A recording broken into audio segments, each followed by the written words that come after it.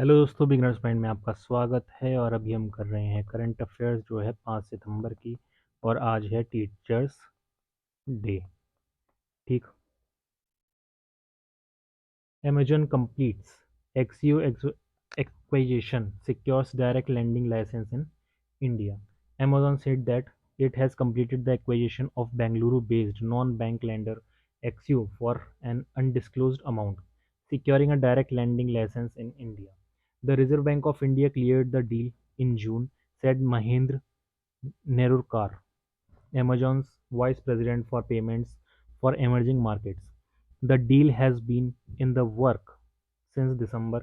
Axio, a 12-year-old fintech lender, offers financial products and services to both retail consumers and small businesses, focusing on digital credit and money management solutions. Axio, which has tied up with Amazon since 2018 to offer credit and pay later products, will continue operating as a separate business but become a wholly owned subsidiary of Amazon in India. RBI panel on financial stability reviews macroeconomic developments. RBI Governor Sanjay Malhotra headed subcommittee of FSDC-SC discussed major global and domestic macroeconomic and financial sector developments and various issues that may have financial stability implication. The panel reviewed the progress in several inter-regulatory matters, including simplification of KYC process and special drafts for financial inclusion, the RBI said after a meeting of the subcommittee of the Financial Stability and Development Council (FSDC and SC) chaired by the governor. The FSDC-SC reaffirmed its commitment to continue its focus on improving financial sector resilience through inter-regulatory coordination and keeping a close watch on emerging challenges, including those from heightened trade uncertainty and persisting geopolitical frictions, it said. The panel also deliberated upon the National Strategy for Financial Inclusion (NSFI) 2025-30. It also reviewed the functioning of state-level coordination committee (SLCC) in states and union territories and activities of various technical groups. The meeting was attended by Tuhin Kanta Pandey, Chairperson SEBI, Ajay Seth, Chairperson IRDAI, S. Raman, Chairperson PFRDA, and Ravi Mittal, Chairperson IBBI. RBI Deputy Governors M. Rajeshwar Rao, T. Ravisankar, Swaminathan J. and Poonam Gupta, and Executive Director A. R. Joshi to participated in the meeting. दूसरा news है government draft norms to easy compliance for foreign investment in insurance. The government's draft norms for the Indian insurance companies foreign investment amendment rules 2015 are expected to easy compliance for foreign investment in the sector and give comfort to global players according to experts. The norms, put out last week, propose to omit the clause that requires a majority of directors and key management persons (KMP) to be resident Indian citizens in companies that have significant foreign investment. This, according to experts, is expected to ease off compliance burden for companies. However, the norms have retained the clause that one among the chairperson, managing director, and chief executive officer of the company must be resident Indian. There are additional conditions like if foreign investment exceeds 49%, 50% of the board must comprise independent directors and also retaining a higher net profit, etc. For many investors, these restrictions were enough to deter them from entering the Indian market, and the insurance sector hardly witnessed an incremental increase when the foreign investment limit was increased from 49% to 74%, said Shivangi Sharma Talwar, partner JSA Advocates and Solicitors.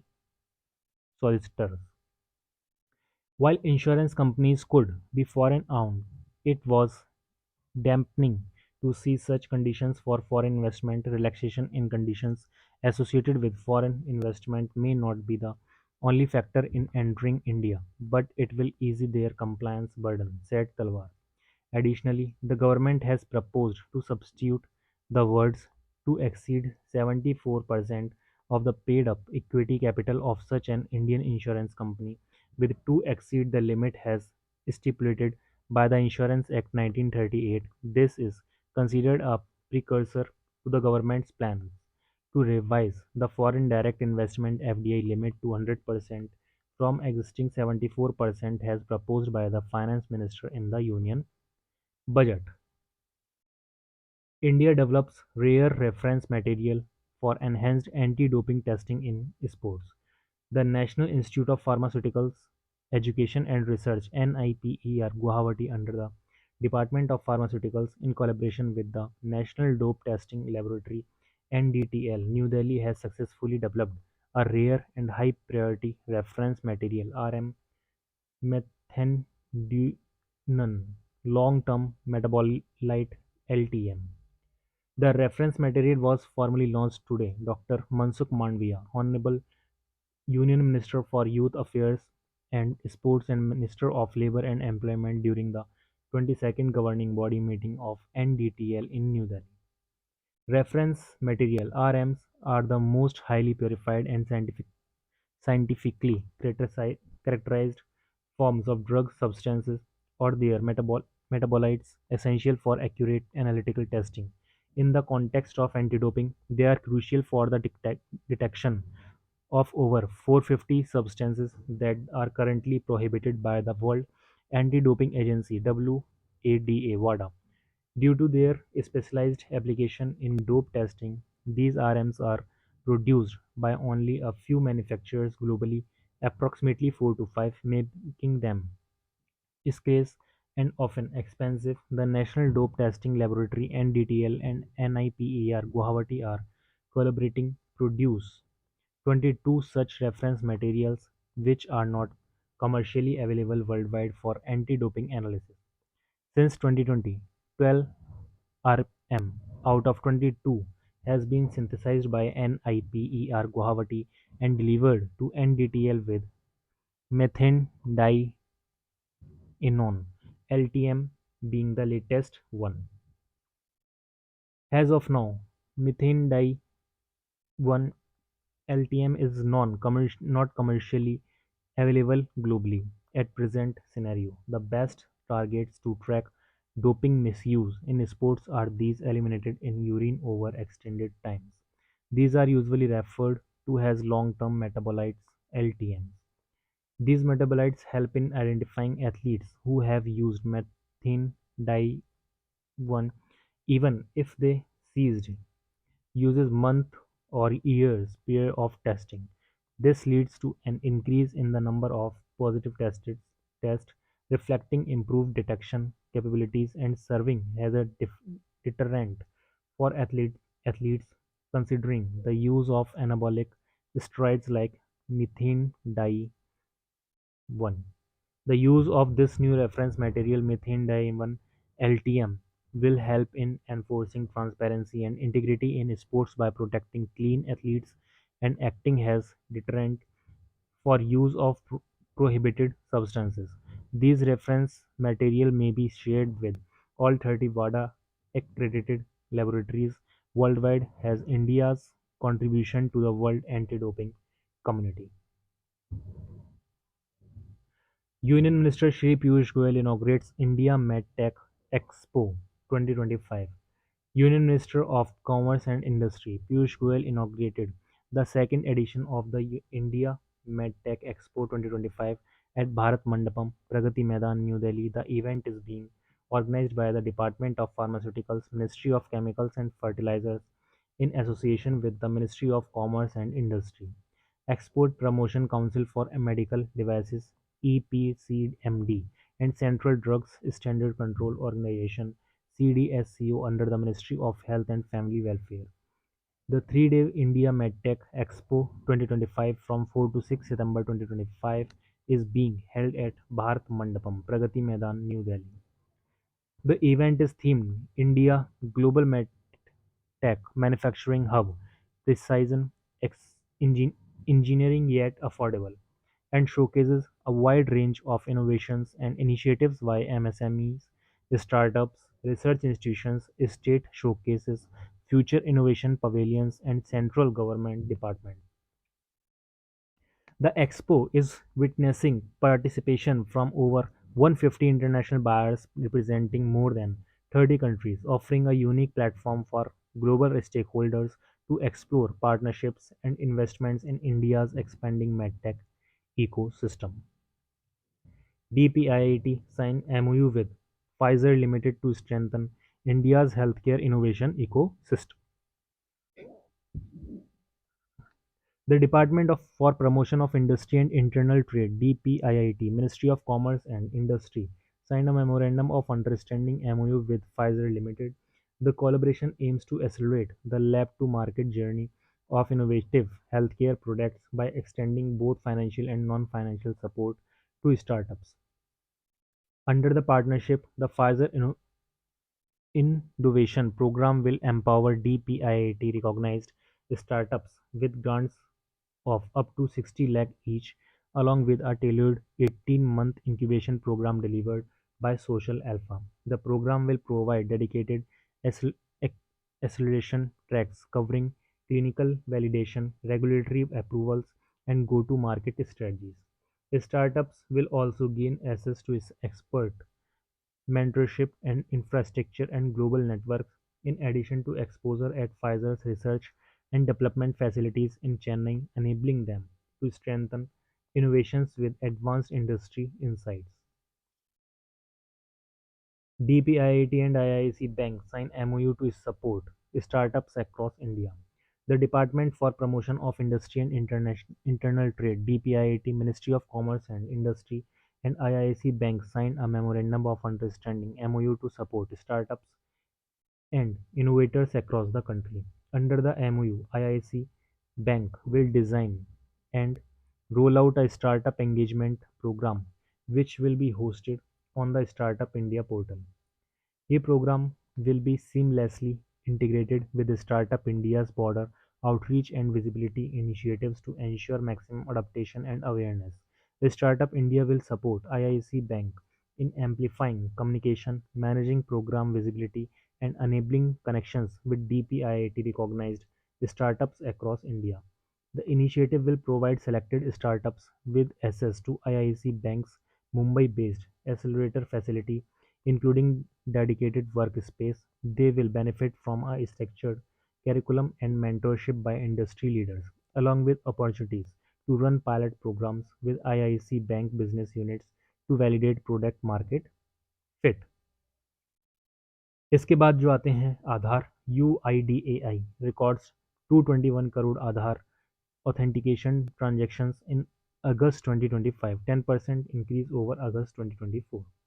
Aadhaar number holders executed over 221 crore authentication transactions in August 2025, more than the previous month this year as well as the corresponding month in the previous fiscal. The August 2025 authentication transactions are over 10.3% more than such transactions recorded in August 2024.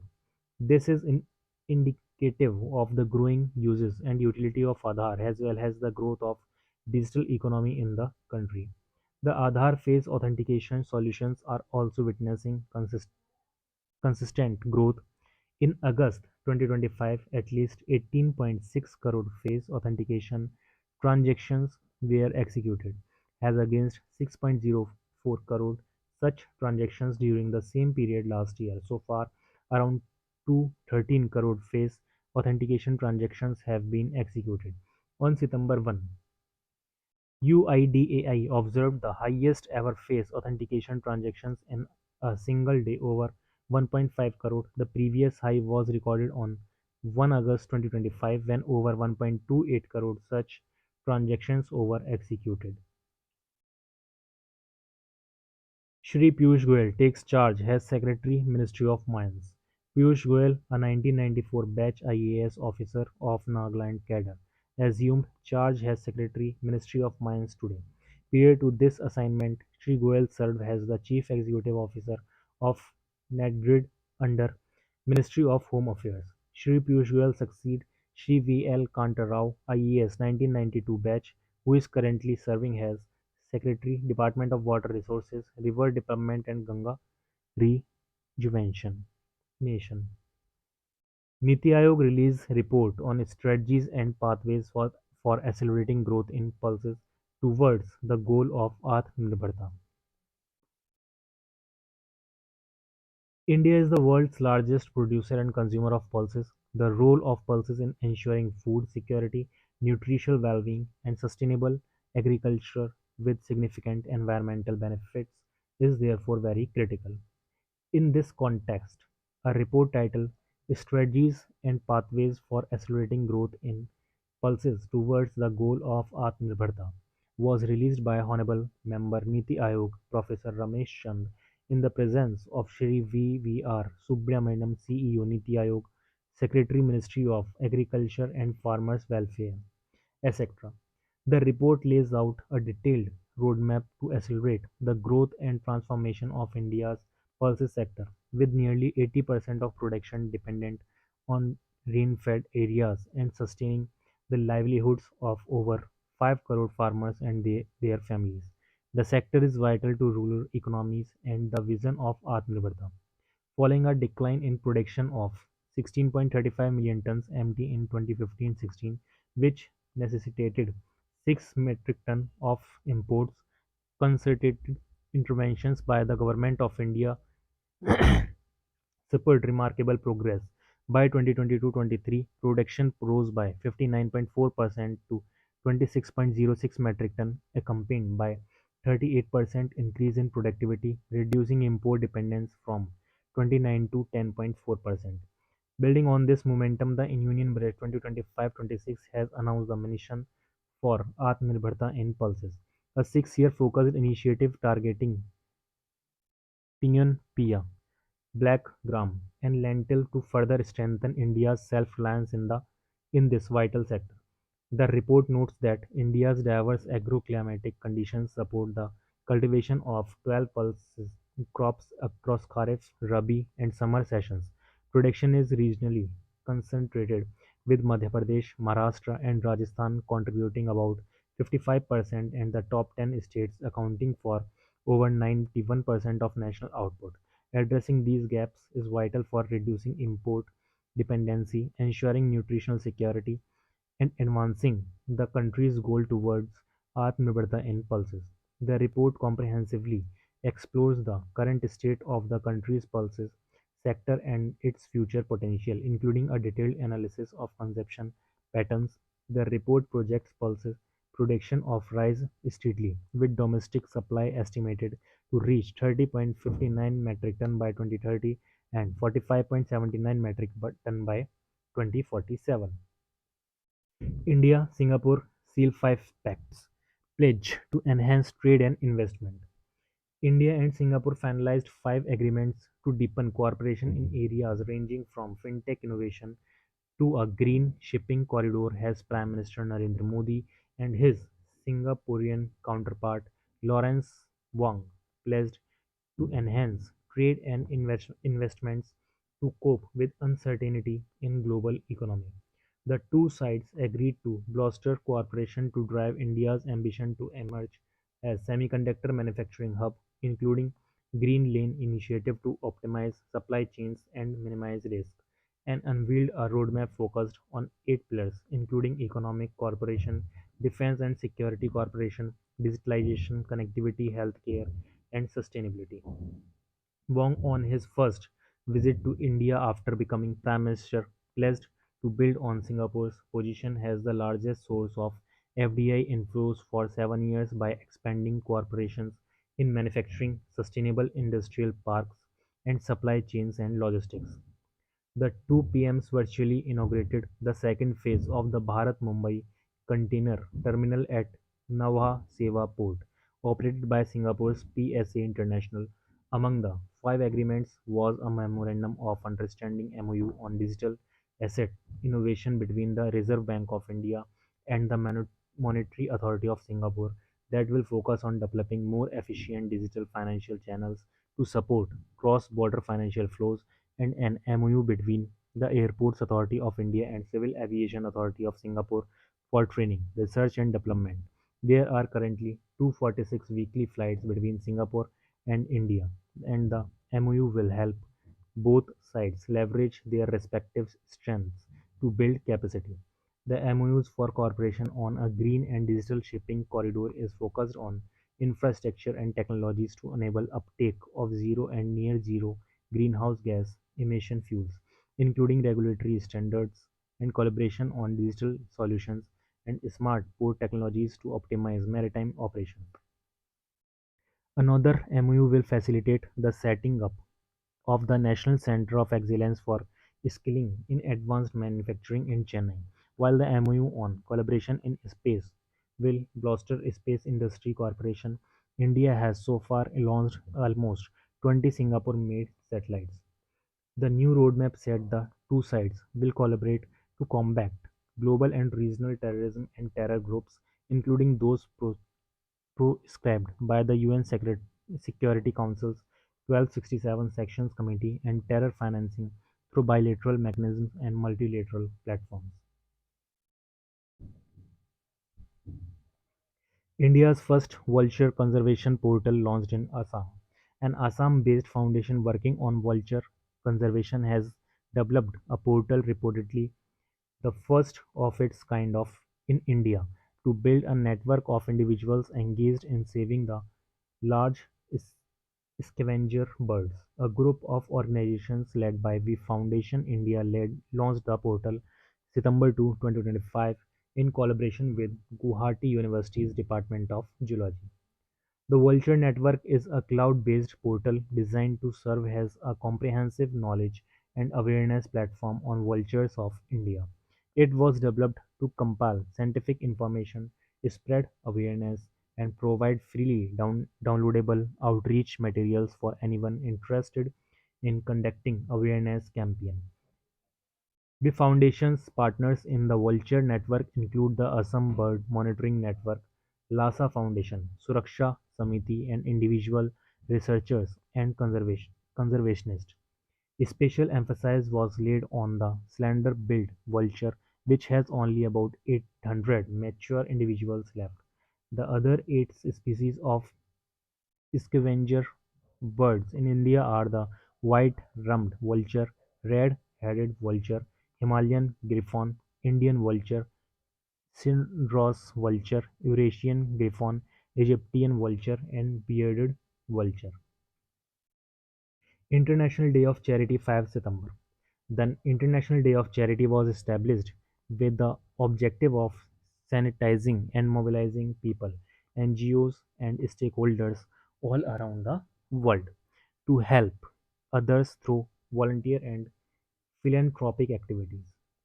The date of 5 September was chosen in order to commemorate the anniversary of the passing away of Mother Teresa of Calcutta, who received the Nobel Peace Prize in 1979 for work undertaken in the struggle to overcome poverty and distress, which also constitute a threat to peace. Mother Teresa, the renowned nun and missionary, was born against Gonzaga Bojaxhiu in 1910. In 1928 she went to India, where she devoted herself to helping the destitute. In 1948 she became an Indian citizen and founded the Order of Missionaries of Charity in Kolkata, Calcutta in 1950, which became noted for its work among the poor and the dying in that city. Teachers Day 2025 5 September. Teachers are the beacons of guidance who influence our journey far beyond the classroom. They instill knowledge, values, and life skills that help us learn, grow, and transform into our best selves. Each year on September 5, we celebrate Teachers Day to honor their invaluable role in our lives. Teachers Day is observed on September 5 to commemorate the birth anniversary of Dr. Sarvepalli Radhakrishnan, the second president of the country and also philosopher and an educationalist. Dr. Sarvepalli Radhakrishnan requested that his birthday should not be observed as a personal celebration but instead to be dedicated to honor the teachers of the country. और इसी के साथ current affairs हो जाती है समाप्त.